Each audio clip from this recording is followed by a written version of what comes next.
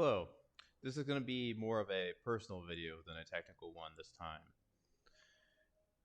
So last year, I quit my job after working there for about 5 years, and I'd also lived in the Seattle area for almost 8 years, maybe a few months short of that. Why? I think I was in a rut for close to 2 years. Part of that was personal relationships, and for other reasons, it was just something that I had found myself into, and it was hard to get out of. Financially, I was doing really well at my job, and I was reflecting on what it would look like in 5 more years. And in my case, 5 more years, I would be 40. So I spent a lot of time thinking about this. A lot of my time seemed to be just slipping away. A lot of my days looked very similar. And I have parents, but I don't have a family of my own, and that's something that I actually wanted to have. Last April, I visited Prague, Czech Republic, and I really liked it. So I decided, after a little bit of research, I didn't do it completely instantly, but after a little bit of research, I said, I'll try living in Prague. And I looked up what it was going to take for me to work there legally and have my own business running, that sort of thing. Well, I went there. I started the process of working legally, and it ended up taking quite a bit of time. In fact, the wait was so long. Normally, when you visit Europe, you are limited by the Schengen visa. The Schengen visa is good for 3 months, roughly, or 90 days every 180 days. And they account for it. So if you spend some time out of the Schengen zone, it'll, when that time starts is kind of vague, but you just have to make sure that in any given slice of time, you're not in a Schengen zone longer than 90 days every 100 days. Well, I was managing this because I wanted to make sure I did everything legally while I was waiting on my visa update, and I ended up going to great places like Cyprus, Romania, Ukraine, Croatia, and I really liked exploring. And this is why, while at the time I was also paying for an apartment in Prague, which cost some money. Wasn't as much as I was spending in Seattle to live, but I am living off savings still. So that does have a time limit unless you have infinite money, which I don't. Unfortunately, wouldn't it be nice if I had infinite money, or you, or anyone for that matter? Well, after bouncing around and doing a lot of thinking about this and running into just really time consuming bureaucracy dealing with the visa, even though the people that I dealt with directly at the Czech embassies were actually very friendly, very helpful people, it was just the overall bureaucracy that just took so long. I I had gone to Chernobyl. I had even wrote quite a bit on that, and I'll put a link to that in the description with a bunch of pictures. And I was in US sitting there for 6 weeks, not able to go back to pick up my visa, which was finally ready. And it was in this time I had I had all this time to myself to think about what I was doing and if it financially made sense. And I wrote quite a bit on that too. I think it's over 4,000 words, and it's a lot of reading. I don't expect you to read it, but I'm going to link that below if you're really interested and if you're thinking about doing something yourself. I could probably help you out a little bit and try to tell you what to avoid. But I realized I could stay in the US because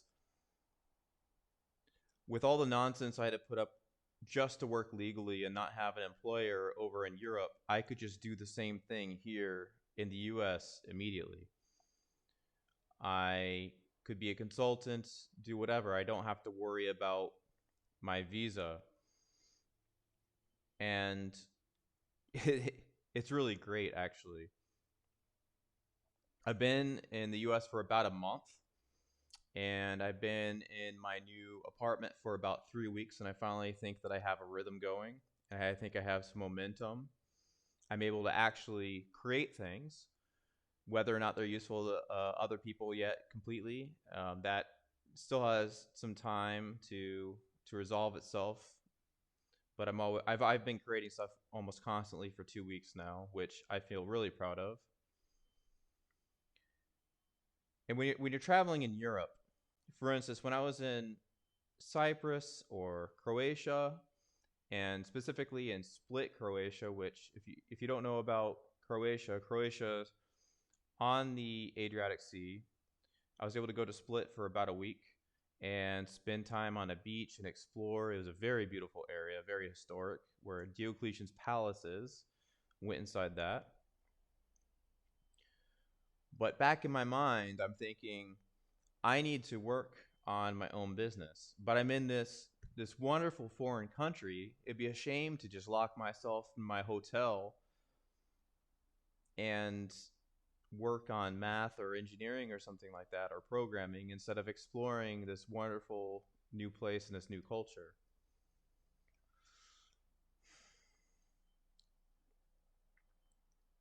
So that's a lot of what it came down to. I could have just done a really long vacation, not signed up for a particular place, like in Prague, like I had planned. I still like Prague. I like the people I met there. I met some really great people, but I can't think of a solid block of time. Even when I was in Prague for about a month straight, maybe 6 weeks straight was the longest I was in Prague. But I was not able to get in a good productive rhythm, and a lot of it was just there's just so much to do, and there's so many new things, and you feel like you only have one life to live. Why aren't you going and exploring all these things in this foreign country, which you only or you might have only a short amount of time in? And this is constantly weighing on my mind. Whereas where I'm at now in Florida, I don't have to worry about all the exciting things in a foreign country. There are exciting things here, don't get me wrong. The being able to go outside where it's sunny right now in February is completely different than Seattle. Is probably a lot better for my health. But I'm able to sit and focus on things and not feel like I'm missing out on a lot of opportunities that are right in front of me. So I wouldn't really change what I did for anything, but I do realize I could have done something better. Yeah, I wouldn't trade it for anything. I did it on my own savings, and I'm still running on savings. I may have some consulting clients or something like that, but that's my intent is to try to get something going on my own. And I wasn't able to sit down and focus enough in an exciting foreign country to get any traction.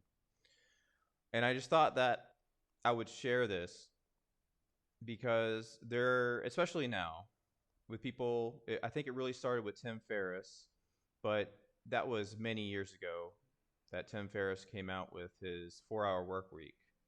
And of course, I read that probably 10 years ago and didn't really do much on it. But there are a lot of people out there that are promoting this nomad lifestyle.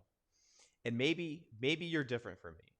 Maybe you can go in a foreign country and explore, be excited, and still find some way to work and make money. But for me, I was changing countries almost every 2 weeks on average, and I just find it way too exciting to sit down and concentrate and to do anything productive. I just want to be out and do stuff. I want to meet people. I want to learn a little bit of the language. I want to check out the new food. I want to learn about the history. I want to go to the museums. I want to try to navigate and just get lost in some town in a foreign country where the signs aren't even in the Latin alphabet. Just stare in awe at these huge buildings that have existed for, hundreds of years or thousands of years in some cases. I didn't want to sit inside and just do work.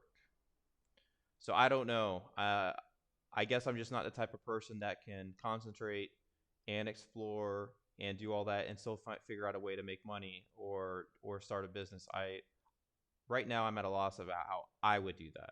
You may be different, but I did want to provide a different view than what you typically see about people going and promoting the nomad lifestyle, because I would say it's definitely not for everyone. For now, it's not working for me. I'm trying something else. So maybe that's helpful for you. It's just a little bit of perspective if you were thinking about something like that. But please let me know if you would like to know about anything in particular. I'd be glad to help. And I'll talk to you later.